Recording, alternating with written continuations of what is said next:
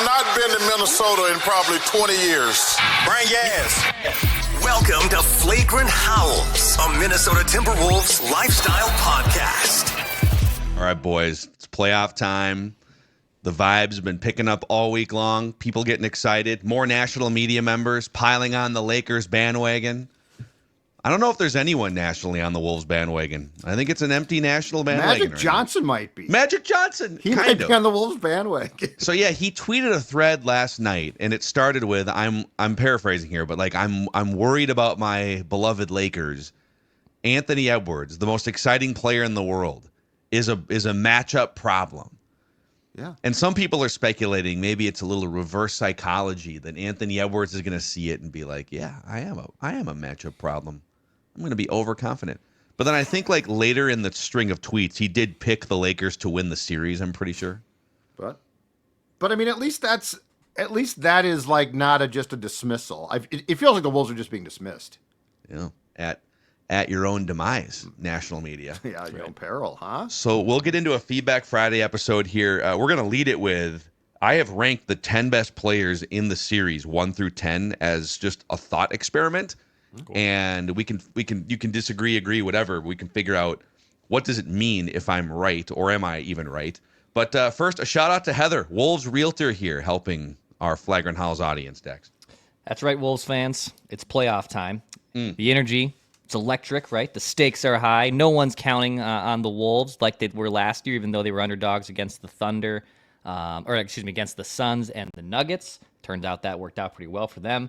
And there's a lot of buzz, right? And turns out spring in the Twin Cities real estate market has the same kind of energy. There's some nervousness, right? There's some confusion, but headlines are flying about interest rate, the economy, and what's coming next. But your friend Heather at Wolves Realtor is here to make that process a lot easier for you. Go to wolvesrealtor.com. She's not just a fan of the stand. She's on the court every day with Exit North Star Realty, reading the plays, adjusting strategy. And even if you're unsure about those first steps of buying a house or selling a house, Heather can walk you through it. Go to wolvesrealtor.com to learn more. All right, dudes. I have for you the 10 best players in this Lakers-Wolves series. All right. So Kyle and Kilby gave their 5 best players in the series, or Kilby did, and we kind of debated it. And I gave a couple little morsels in this. Okay. But you tell me if you disagree with any of this and or what it means. So I have Luka Doncic as the number 1 player in the series. Yep. No argument. I don't think that's a debate. Yeah. Don't think that's a debate. After what he did to the Wolves last year, there were some questions about conditioning and health, and then the trade kind of threw him off. But you're seeing a much more fully formed version of Luka Doncic, and he is one of the great playoff performers in the history of the league. I think he's second behind Michael Jordan in playoff scoring average. So he's a guy that elevates his already Hall of Fame caliber game to a new level once he hits the middle of April, May, and early June. He would be my top choice. He might be, he would be one of my top probably 3 choices in the entire playoffs to dagger a team. He's got that gene. And that's, and in fair, and to compliment him, not to rip Ant, but that's sort of the gene that Ant has not had in clutch time this season. Doncic has that, so I think that is a pretty easy one without debating it much. Yeah, Ant has the gene. Yeah. And it comes out in other ways and other parts of the game, and he'll dagger you with a 12-0 Ant run in the early part of the fourth quarter to put a game in double digits or something. But in terms of 40 seconds left, you're down by 1, you need it right now. Yep. Ant has been statistically bad in those situations compared to Luka and some other players. And plus he trash talks fans courtside. It's just hilarious. Fantastic. Like he'll dagger a team on the road, and then his response will be to turn to the fans courtside and basically MF them. It's like Bob with his Hawaiian shirt, 4 beers deep, courtside. Gonna get that guy's ass. Yeah. This is where the controversy comes in here, okay? I have LeBron James as the second best player in the series. And part of this is I think it could be Anthony Edwards. But I'd like to see the series before and I think we kind of did this same exercise okay, Booker and Durant, Ant, go prove it. Okay, he did. Yes. And then from that point forward, I think like most NBA rankings now have Ant over Booker and Durant. Yeah. And then with the Jokic Denver series, it's like, okay, Ghost now, even after that, like Jokic is still the best player in the world. But I'm going to say to Anthony Edwards, you are not one of the 2 best players in this series. Let's check back in 2 weeks. I think that's totally fair. I think most rankings will obviously have it the same as this, national pundits. But yeah, it's LeBron James. And even though he could be over the hill or approaching to be over the hill, he's still LeBron James, man. You can't put Anthony Edwards ahead of him quite yet. So I'm totally fine with the top 2 guys being Lakers. It makes sense. I sense that this is Phil doing something that I do a lot, the preemptive. I'm not going to assume that Ant is second and you're challenging him. Prove you're second. Yeah. I sort of like and plus it then takes the psychological games that Magic is playing potentially, right? And reverses them. I'm offsetting Magic. Yeah. I don't believe in you quite yet to be the second best player. That's right. Yeah, Ant, if you're listening, I don't believe in you at all. You are not worthy of being one of the 2 best players in the series. By the way, there's a chance from what you've told me that it's not improbable this could get back to him. Yeah, I think he's got his people are Flagrant Howls consumers. I think so. Let's dissect this a little bit. And then I have Anthony Edwards as the 3rd best player in the series. If Anthony Edwards and LeBron James are both playing at their peak current powers, like 40-year-old LeBron and then not even in his prime yet Anthony Edwards, Ant is the better player at his peak right now. Like LeBron's ceiling, he's still an incredible, crazy, doesn't make sense athlete at age 40. And the numbers he's putting up, unprecedented at age 40. And he's gonna be playing 38, 40 minutes with all the rest, a week leading up to game 1, and then 3 days between the next 2 games. But there's still like there's more of a ceiling on what he can do. He's not going to be able to go zero dark LeBron like he did with the Cavs against the Warriors, down 3-1. Okay, book it. Like, maybe it's my famous last words. But there's a steadiness and obviously an unprecedented experience level to LeBron's game mentally. What am I looking at? How do I dissect it? How do I pace myself throughout a game? And Anthony Edwards is still figuring some of these out. End game, last 4 minutes, last 5 minutes, what passes to make, when to be aggressive offensively. Like LeBron has all those answers, and that's part of the reason why he's still able to play at such a high level. And Ant is still figuring out that chessboard. Have you guys seen the clip going around from the Netflix documentary of LeBron talking about, until I can see someone else who has conditioned as me and can play like me, like I'm still the top dog, and it flashes to the Ant Lamborghini scene where he's pulling out of the driveway. I keep seeing that floating around the internet, and it's going to be fun. I mean, he had the same kind of type of battle with Durant last year, and obviously Ant's like insane mutual respect and love for Durant was cool to see him come over the top, but I'm very curious to see what LeBron versus Ant looks like over a playoff series. Yeah. And one thing that Ant talked about after the Wolves got bounced last year was just you think until you're into the 3rd round of the playoffs, but then you realize you don't really know what it takes conditioning-wise. Those extra games, the wear and tear, the physical energy spent. And we're about to find out through an off season of work and the Olympics and a full season, does Anthony Edwards have another level of conditioning and energy to tap into in some of these playoff games that maybe he didn't at times last year, self-admittedly? Yeah, I think the most important thing is Ant. I think Ant did a press conference after practice 2 days ago, and he said some things that if he follows through on are going to be imperative. One is he said, I'm going to shut up. I'm not going to talk to the officials. I'm going to be quiet. That actually is important. One, it keeps him away from text, but 2, it keeps him focused.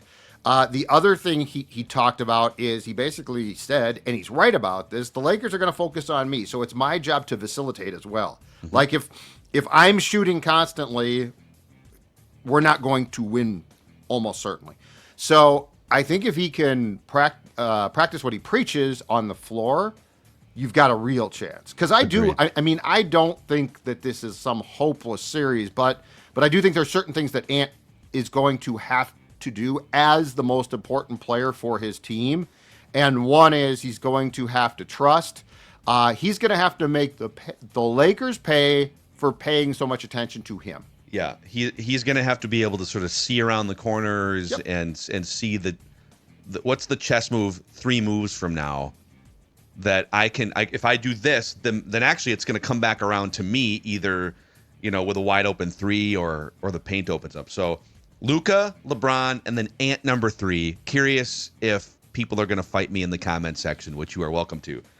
The 4th best player in the series, I have Rudy Gobert for his defensive presence, for his defensive impact, and also for the work that he does scoring inside. Mm-hmm. And then Austin Reeves, who's a really good player, an incredible number 3 for that team. Like, he slots in perfectly as the number 3, as the 5th best player in the series. So Luka, LeBron, Anthony Edwards, Gobert, Austin Reeves. Lakers fans are going to hear this and be like, offensively, it's not even a question between Austin Reeves and Rudy Gobert.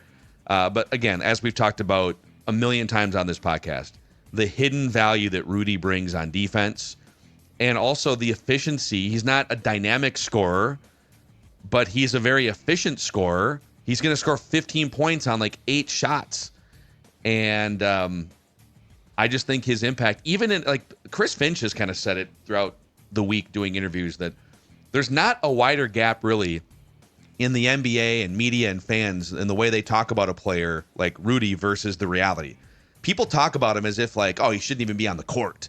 Oh, you go small, you can just run him off the court. And the number and the data and like the actual results of games and possessions over the years are the exact opposite. There's been some times where you're like, yeah, he looks bad in a situation or a series, but I am still putting him 4 and Austin Reeves 5. How close was that? Very close. It's I would say 52-48. Okay. Yeah, I wouldn't fight you much. If you wanted to say that the Lakers have 3 of the 4 best players in the series, right, I wouldn't fight you to the death on that. I think the Gobert thing too, Phil, is, and it's probably not fair, but it's the reality. When Gobert looks bad, and by the way, at times it's just in snippets, it's just in really brief clips, he looks really bad. And that's like I think one of the top 5 overall takeaways as far as just moments in the Wolves playoff run last spring, it's the Doncic shot over Gobert, which they talked about as well, has been shown 1,000 times, right? And that's like the proof that Gobert, he can't do this. Well, that's one play. It's absurd. But the problem too is a lot of times Gobert's best plays aren't some type of sexy, we got to show this. It's a block. Yeah. No. Yeah. So you actually, so what you do is you highlight the deficiencies, which are not super frequent, but are probably glaring when they do occur. And you don't highlight his best plays because they are plays where it's not like some mammoth great dunk or something like that. 100%. Rudy even, I think Dane Moore asked him about it a couple days ago, that sort of perception, and he said, yeah, like people take the Luka shot, or maybe someone gets a dunk on me or something, and those negative highlights are the ones that get talked about. Yep. But my underlying body of work over a long haul, over 100 possessions in a game, over 1,000 possessions, over multiple games, speaks volumes. And the data and the analytics back it up too. When Rudy Gobert is on the court, the Timberwolves have the 2nd best defense of any team in the NBA, behind only the Oklahoma City Thunder. You take him off the court, their defensive net rating gets a lot worse. His existence prevents a lot of things from happening, and I think that's going to be the case in this series too. So, okay, 6 through 10. All Wolves is my guess. It's 5 Timberwolves. Julius Randle, I have 6. Jaden McDaniels, 7.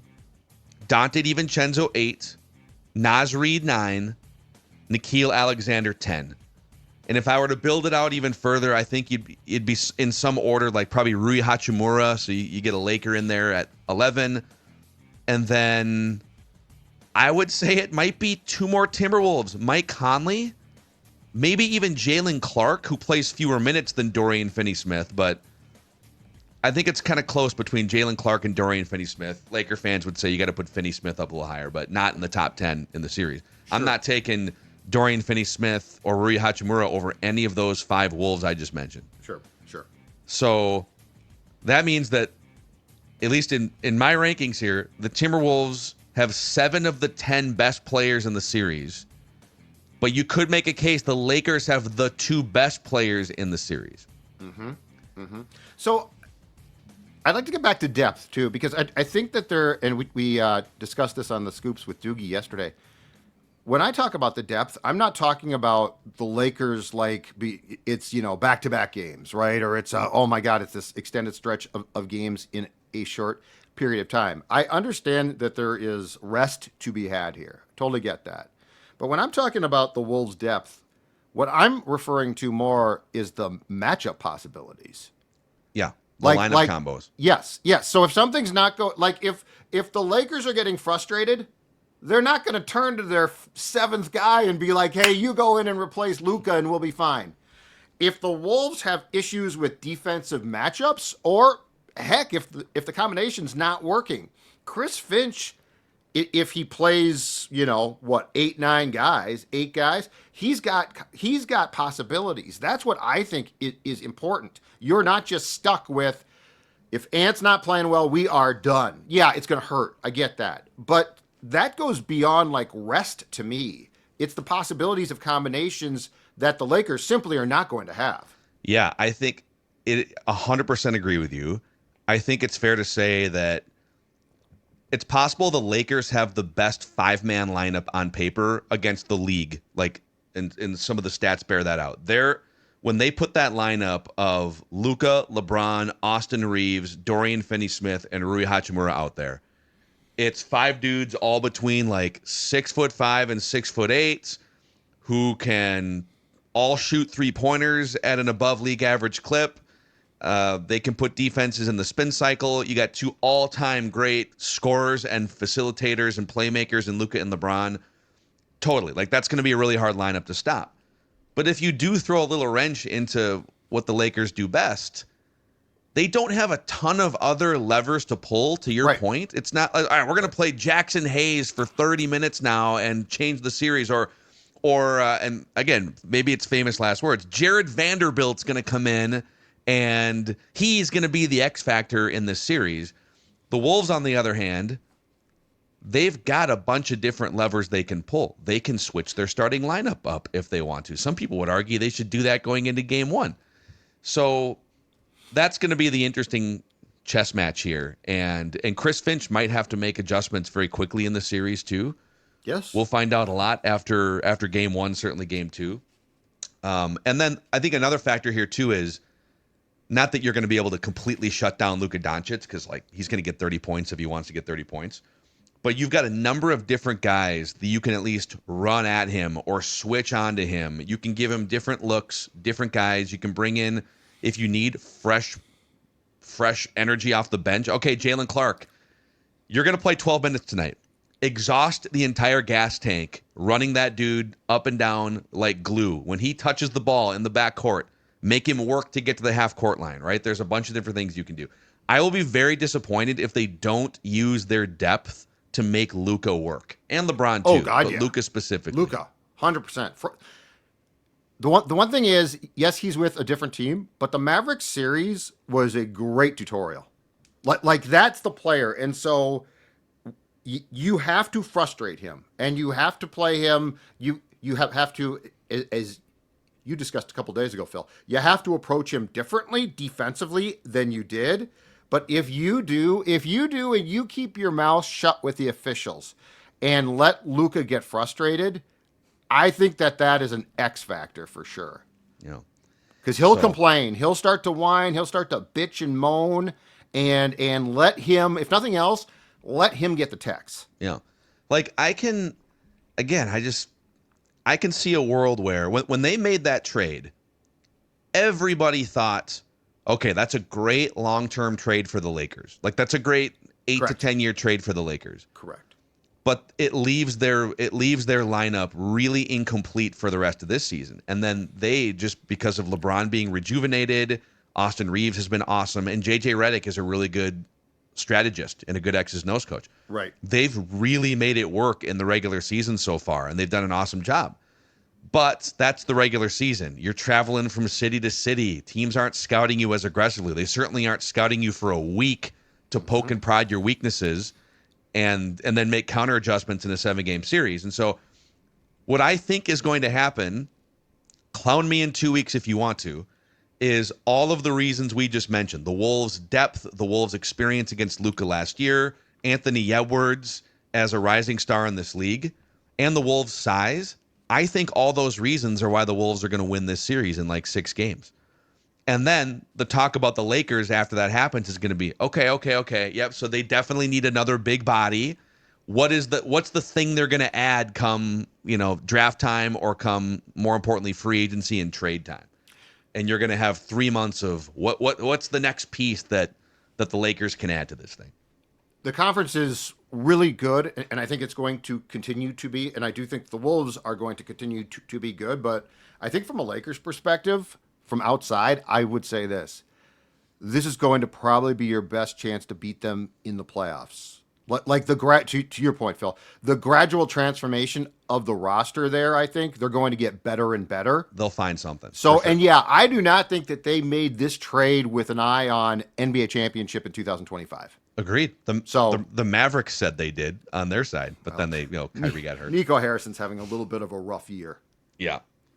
Yep. So, all right, we'll get to a few Feedback Friday things here, but let us know in the comments section. Do you vehemently disagree or do you agree with these top 10 players in the series?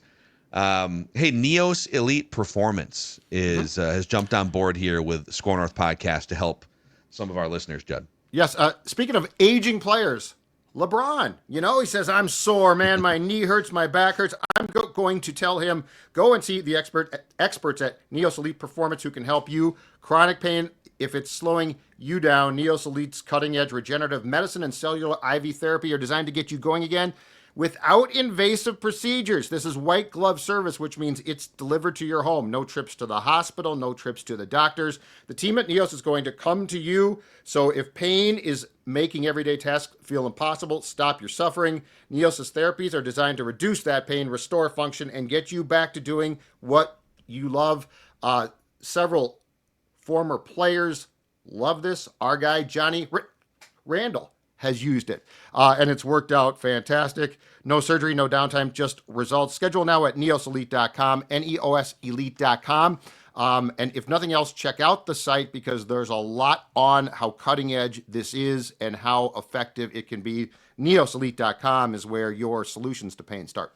Also, Judd, for any hockey fans that are overlapping here, the World Juniors coming to town later this year. I'm going to tell you right now, if you love the sport of hockey, this is a bucket list item that you have to absolutely attend. It's going to be in town February 10th for 10 days, starting on December the 26th. I'm sorry, for 10 days, starting on December the 26th at the X at 3M as well. The best annual tournament, in my opinion, in hockey. It's a who's who of future pros. Absolutely fantastic. It runs December 26th through January 5th. Lock in your tickets now. Group play packages on sale now. Go to worldjuniorsmn26.com. That's worldjuniorsmn26.com. Available 16-game packages for Group A or Group B, prelim games, as well as quarterfinals, semifinals, bronze, and the gold. So again, it starts December 26th of this year at the X. Absolutely a fantastic hockey tournament. Okay, Rick Barry chimes in here. He sends a message into the feedback tab in the SKOR North app. I scrounged the couch cushions to get in the door for Game 4 when the Wolves come back to Target Center. It's our first playoff game we've been to. What's the best way to enjoy a playoff game?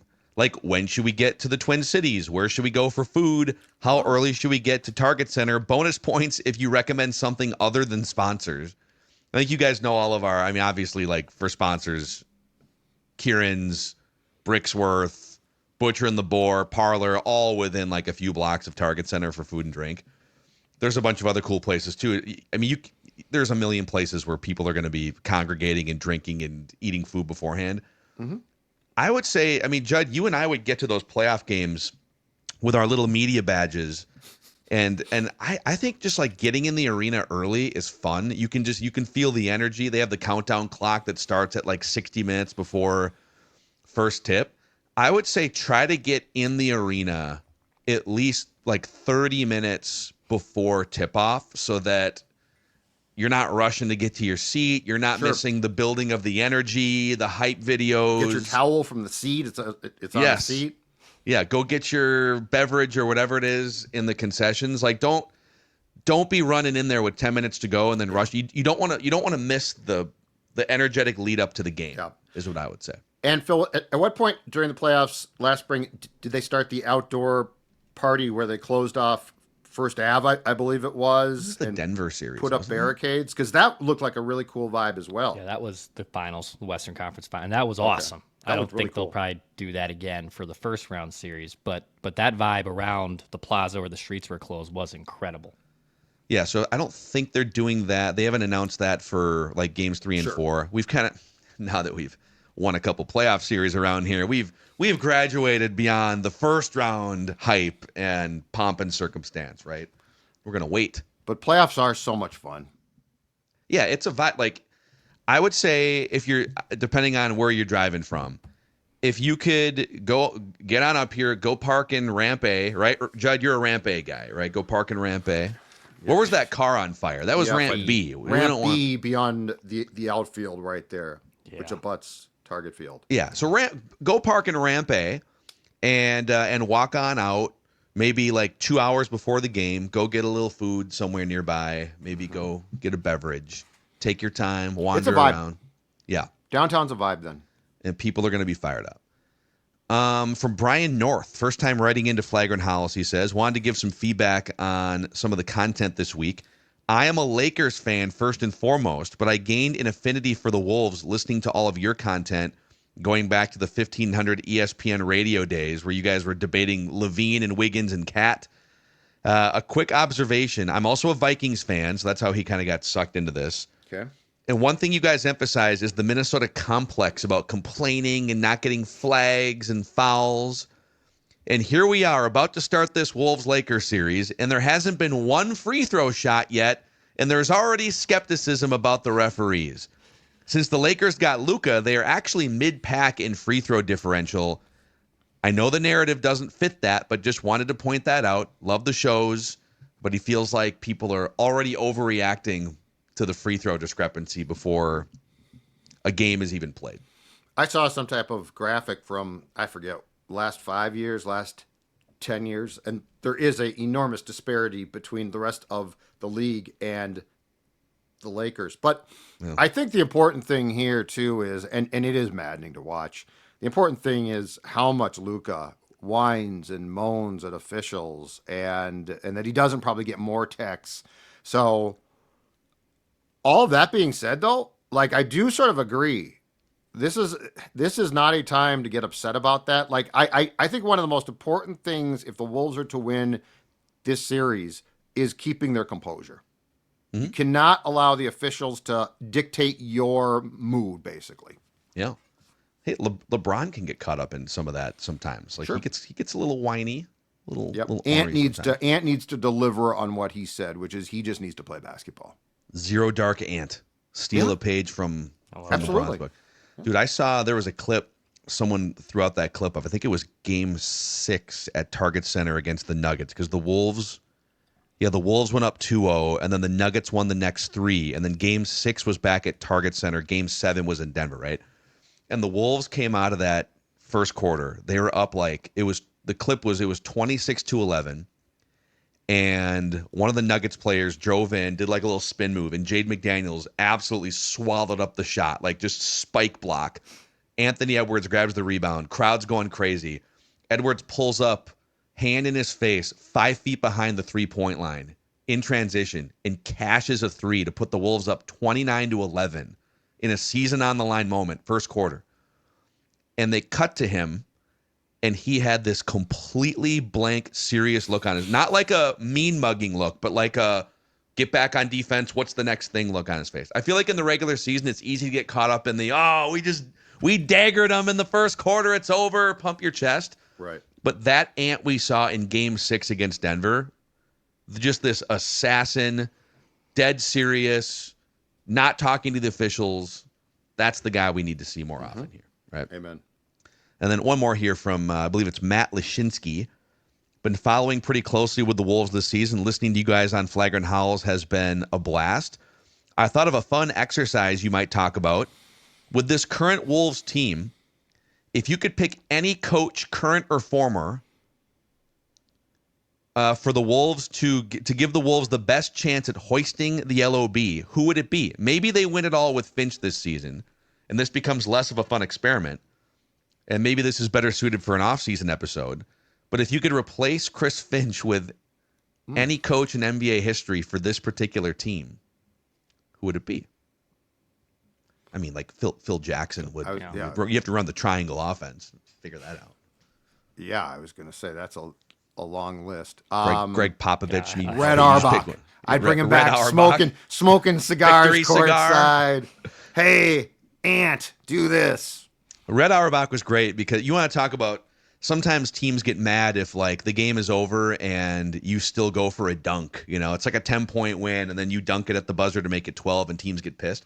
Red Auerbach would literally light a cigar when he thought the game was over. 4 minutes left, or up by 20. He would light a victory cigar during the game in the arena. And he demanded threes all the time. Let's shoot more threes, Celtics. Yeah. I know that there's not a line there yet. I don't care. So, I mean, yeah, there's like Steve Kerr, Phil Jackson, Greg Popovich. I think the question would be more, because obviously there's some historically great coaches. Yeah. Are there any current coaches, or does Mike Malone become Chris Finch has done an amazing job getting the organization to where it's at right here. A team that wins 50 games, a team that has expectations in the playoffs. But the last 4 to 5 minutes clutch time of these playoff games is going to be really important for him because they've been bad at it for 2 regular seasons now. Uptick in the playoffs last year, but if they get beat by the Lakers in 5 or 6 games and it's because they're melting down with 5 minutes to go every time, some eyes are going to turn to Chris Finch and wonder, okay, are you the guy to thank you for getting us here? Are you the guy to get us there at some point? The eyes of Phil Mackey are going to turn to Finch. That's right. The eyes of Phil Mackey. The only eyes you don't want that, Finchy boy. You don't want this smoke. That's right. All right, boys. This is our last Flagrant Howls until we react to Game 1, Wolves and Lakers. So be joining us on a near daily basis here on Flagrant Howls as we see what happens in this exciting playoff run. All right, that's Declan, our producer. That is Judd, the sports dad. For Kyle, for Kilby yesterday, if you missed that episode, I'm Phil, and this is a Timberwolves Lifestyle Podcast.